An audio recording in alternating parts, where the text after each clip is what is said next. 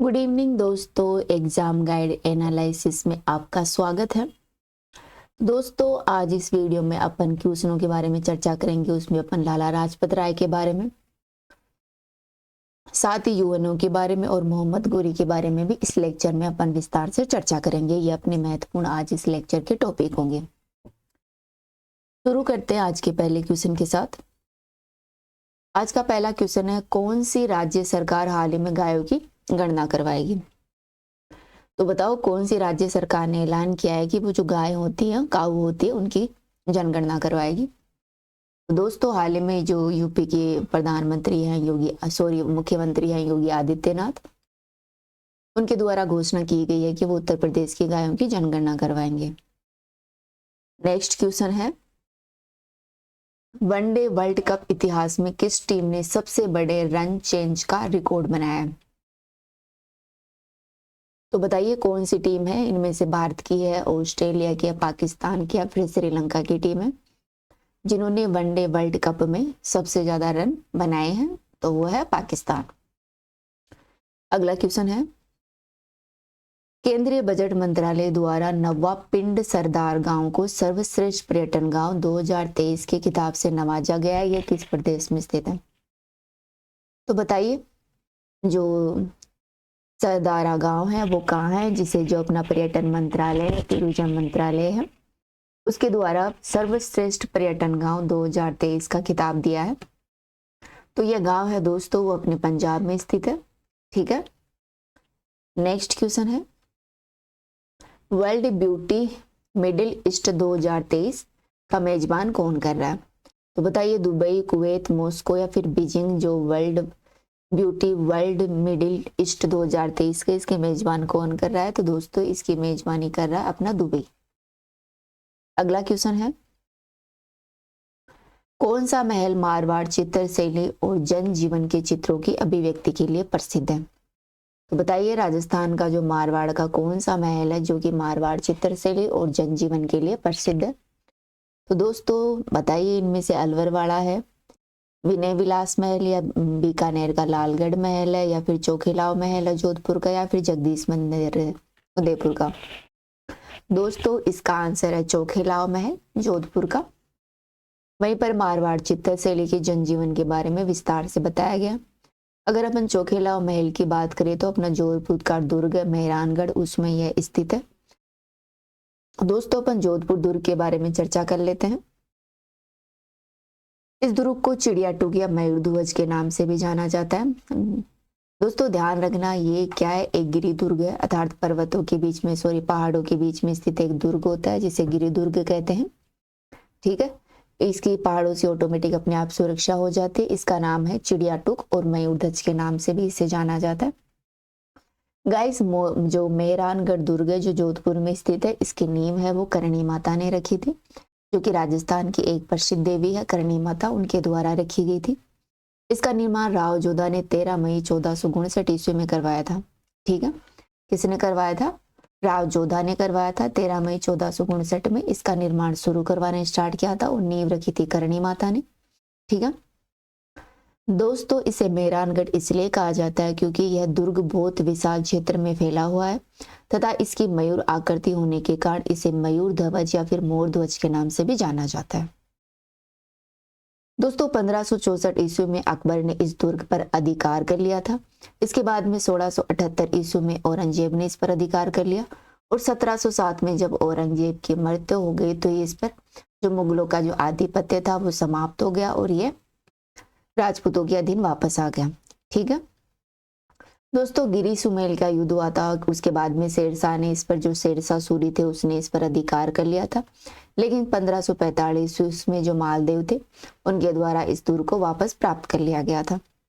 दोस्तों, जो मेहरानगढ़ का दुर्ग है, यहाँ पर बहुत ही दर्शनीय स्थल है। उनमें से बात करें तो उनमें प्रमुख है श्रृंगार चौकी, चोखेलाव महल, मानसिंह पुस्तकालय, फूल महल, प्रकाश पुस्तकालय, मोती महल, तख्त विलास, अजीत विलास और उम्मेद विलास प्रमुख रूप से यहाँ पर दर्शनीय महत्वपूर्ण स्थल है। दोस्तों, राव जोधा के द्वारा चामुंडा माता का मंदिर का निर्माण कराया गया था। इसे 2008 में नवरात्रि के मेहरानगढ़ में दुखंडित, आप यह घटना देख सकते हैं। तो इसका निर्माण यहाँ पर एक चामुंडा माता का मंदिर है जिसका निर्माण राव जोधा ने करवाया था। यहाँ पर एक बहुत बड़ी दुर्घटना हो गई थी 2008 में। अगला क्वेश्चन है, मध्य प्रदेश की किस जनजाति में लम सेना विवाह प्रथा प्रचलित है? तो बताइए कौन सी जनजाति है जहां पर लम सेना विवाह है, एक विवाह की टाइप है जो कि प्रचलित है? तो दोस्तों मध्य प्रदेश की सहरिया, कोकू, भील या बेगा जनजाति है। बताइए इसका आंसर क्या होगा? इसका आंसर होगा बेगा। ठीक है, बेगा जनजाति में जो लमसेन विवाह है वो प्रथा प्रचलित है। अगला क्वेश्चन है, मोहम्मद गोरी ने 1775 ईस्वी में भारत का पहला आक्रमण किस राज्य पर किया था? तो बताइए, पहले तो यही है कि इस क्वेश्चन में डेट दे रखी है 1175। तो दोस्तों मोहम्मद गोरी था, उसने सबसे पहला आक्रमण किया था 1175 में। अब आप बताइए पंजाब पर, अहिलवाड़ पर या फिर मुल्तान पर, कहां पर मोहम्मद गोरी ने सबसे पहले भारत में अटैक किया था? तो दोस्तों मुल्तान है, वहां पर मोहम्मद गोरी ने सबसे पहले अटैक किया था। दोस्तों मोहम्मद गोरी के बारे में बात करें तो गोरियों को जो गजनी थे उनके जागीरदारों के रूप में शुरुआत की थी और बाद में इन्होंने अपना प्रभुत्व स्थापित कर लिया था। मुइज एद दीन मोहम्मद, जिसे गोर मोहम्मद के नाम से भी जाना जाता है, इनका शासनकाल रहा 1173 से 1202 तक। ठीक है, 1173 से 1202 तक इन्होंने शासन किया। इसे भारतीय उपमहाद्वीप में मुस्लिम शासन स्थापित करने का श्रेय दिया जाता है जो कि सदियों से प्रचलित रहा। दोस्तों गोरी था वो फारसी मूल का व्यक्ति था, अर्थात फारस का रहने वाला एक आदमी था। ठीक है, इसने आधुनिक जो अपना अफगानिस्तान है, बांग्लादेश है, ईरान, उत्तरी भारत, पाकिस्तान तथा तुर्कमेनिस्तान के साथ साथ तजाकिस्तान के भी जो कुछ हिस्से थे उन पर इन्होंने शासन किया था। अर्थात जो गोरी का था वो एम्पायर बहुत बड़ा था, एशिया पर इन्होंने अपना बहुत प्रभुत्व जमाया हुआ था। दोस्तों गजनियों को गोरियों से खतरा महसूस हुआ, इसलिए उन्होंने गोरी सम्राट जो अलाउद्दीन हुसैन शाह थे उनके भाई को पकड़ लिया था और उसे जहर दे दिया था। इसके बाद अलाउद्दीन हुसैन शाह ने गजनी शासक बहराम शाह को हराकर गजनी पर कब्जा कर लिया था। ठीक है दोस्तों, गोरियों की शक्ति सुल्तान अलाउद्दीन के अधीन और बढ़ गई थी।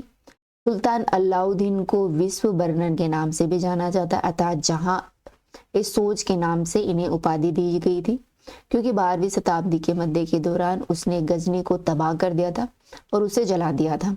ठीक है दोस्तों, मोहम्मद गजनी के मरते के बाद जो भारत में जो गजनी दौर था वो शुरू हो गया था। गोरी गद्दी पर बैठ गया था और उसका शासन का आधिपत्य चलने लगा था।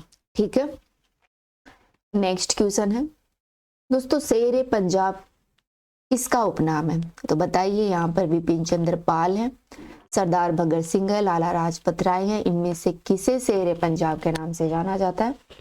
तो दोस्तों इसका आंसर है लाला लाजपत राय। लाला लाजपत राय को शेर पंजाब के नाम से जाना जाता है। बात करते हैं लाला लाजपत राय के बारे में।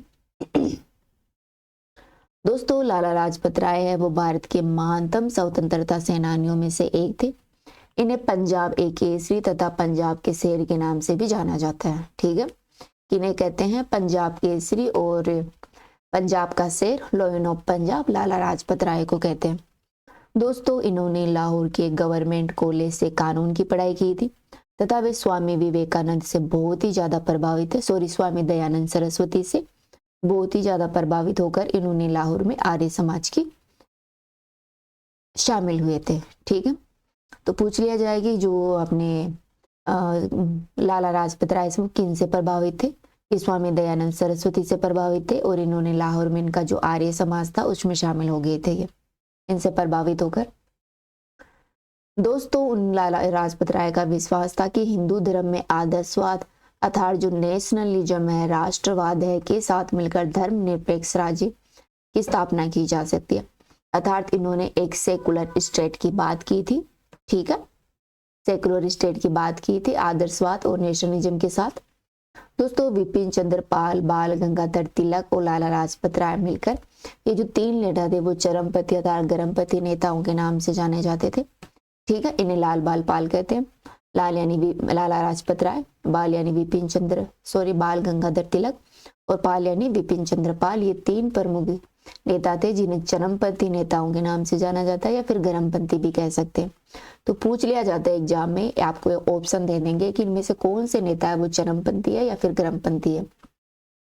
तो है ये है लाल बाल पाल, विपिन चंद्र पाल, बाल गंगाधर तिलक और लाला लाजपत राय।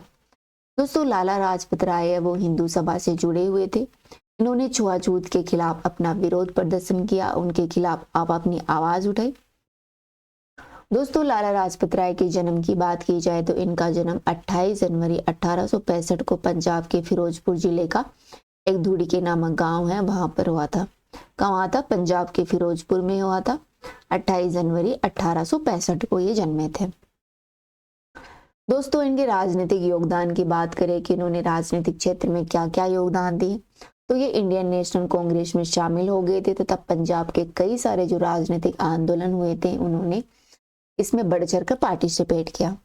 दोस्तों राजनीतिक आंदोलन में हिस्सा लेने के कारण इनको 1907 में बर्मा भेज दिया गया था, लेकिन इनके खिलाफ कोई सबूत नहीं मिला, इसलिए इनको कुछ दिनों बाद छोड़ दिया गया था। दोस्तों जो बंगाल का विभाजन हुआ था 1905 में, उनके लाला लाजपत राय ने उसका बहुत ज्यादा विरोध किया था। साथ ही उन्होंने 1917 में अमेरिका में home rule league of America की स्थापना की थी।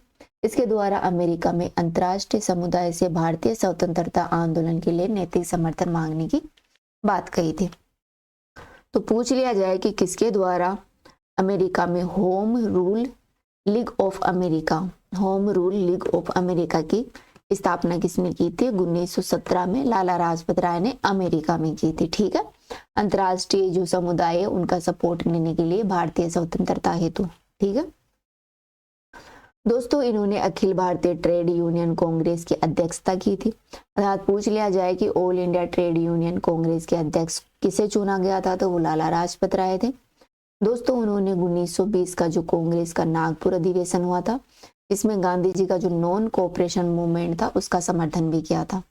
ठीक है, इसका समर्थन किया था 1920 की गांधी जी का जो नॉन कोऑपरेशन मूवमेंट अर्थात जो असहयोग आंदोलन था उसका बढ़ चढ़कर सपोर्ट किया था लाला लाजपत राय ने। दोस्तों उन्होंने जो 1919 का रोलेट एक्ट आया था, भारत सरकार अधिनियम 1919, उसे रॉयल एक्ट के नाम से जाना जाता है। उसके बाद उन्होंने जो जलियांवाला बाग हत्याकांड हुआ था, इन दोनों का विरोध किया था। ठीक है, रोलेट एक्ट आया था उसका, और जो अपना जलियांवाला बाग हत्याकांड हुआ था उसका विरोध किया था। ठीक है दोस्तों उन्होंने 1926 ईस्वी में केंद्रीय विधानसभा का नेता चुना गया था। ठीक है, कब चुना गया था? 1926 में केंद्रीय विधानसभा का नेता चुना गया था। वर्ष 1928 में इन्होंने साइमन कमीशन के साथ सहयोग करने से इनकार करते हुए विधानसभा में एक प्रस्ताव रखा, क्योंकि आयोग में किसी भी भारतीय सदस्य को शामिल नहीं किया गया था। ठीक है, तो साइमन कमीशन कब आया था भारत में? साइमन कमीशन आया था भारत में 1928 में। दोस्तों रॉयल एक्ट है वो अभी मैंने गलत बोल दिया था, ये अपने जो समाचार पत्र थे उनसे जुड़ा हुआ था, ना कि 1919 से एक्ट से। ठीक है, तो ध्यान रखना, सॉरी। आगे बात करें तो इन्होंने सामाजिक क्षेत्र में जो इनका योगदान रहा उनके बारे में जाने, तो इन्होंने अकाल पीड़ित लोगों की मदद करने, उन्हें मशीनरियों के चुंगल से बचाने के लिए 1897 में हिंदू राहत आंदोलन की स्थापना की थी। ठीक है, तो बताइए जो हिंदू राहत आंदोलन है उसकी स्थापना किसने की थी? उसकी स्थापना 1897 ईस्वी में लाला लाजपत राय ने की थी। ठीक है दोस्तों, उन्होंने 1921 में सर्वेंट ऑफ पीपुल सोसाइटी की भी स्थापना की थी। It is very important fact कि सर्वेंट ऑफ पीपल सोसाइटी की स्थापना किसने की थी और कब की थी? तो सर्वेंट ऑफ पीपुल सोसाइटी की स्थापना 1921 में लाला लाजपत राय ने की थी। दोस्तों अगर इनके साहित्यिक योगदान की बात करें तो इन्होंने बहुत सारी कृतियां लिखी थी, पुस्तकें लिखी थी, जिनमें ध्यान रखने योग्य है। इन्होंने यंग इंडिया लिखा था, इसके अलावा इंडिया डेप्ट to India, evolution of Japan, India will to freedom, Bhagavad Gita का संदेश, भारत का राजनीतिक भविष्य, भारत में राष्ट्रीय शिक्षा की समस्या तथा डिप्रेस क्लासेस, साथ ही अमेरिका का यात्रा वृत्तांत भी इन्होंने लिखा था। ठीक है, ध्यान रखना इनकी पुस्तकें कौन कौन सी थी? डिप्रेस क्लासेस, भगवत गीता पर संदेश, India will to freedom, evolution of Japan, Indian डेप्ट टू इंडिया तथा भारत का राजनीति भविष्य इनकी महत्वपूर्ण पुस्तकें हैं। दोस्तों, इनके महत्वपूर्ण संस्थानों की बात करें कि इन्होंने क्या क्या कुछ स्थापना की, तो इन्होंने हिसार में बार काउंसिलिंग, हिसार आर्य समाज, हिसार कॉन्फ्रेंस और राष्ट्रीय डीएवी प्रबंध समिति जैसी महत्वपूर्ण संस्थाओं की स्थापना की थी। दोस्तों, इनके पत्र की बात की जाए तो इनका पत्र का नाम था आर्य गजट। ठीक है, इनके द्वारा संस्थापक ये पत्र है, संपादक थे आर्य गजट के, ये संपादक थे। दोस्तों, ध्यान रखना जो 1894 में पीएनबी की बैंक है, जो पंजाब नेशनल बैंक है, उसकी आधारशिला लाला लाजपत राय ने रखी थी। ठीक है, तो वर्तमान में जो सबसे बड़ा बैंक है पंजाब नेशनल बैंक, इसकी स्थापना किसने की थी? 1894 ईस्वी में लाला लाजपत राय ने की थी। दोस्तों, इनकी मरते हैं वो 1928 में हो गई थी, जब लाहौर में साइमन कमीशन आया था। उस दौरान जब इनके द्वारा प्रदर्शन किया जा रहा था तो पुलिस अधीक्षक जेम्स स्कॉट थे।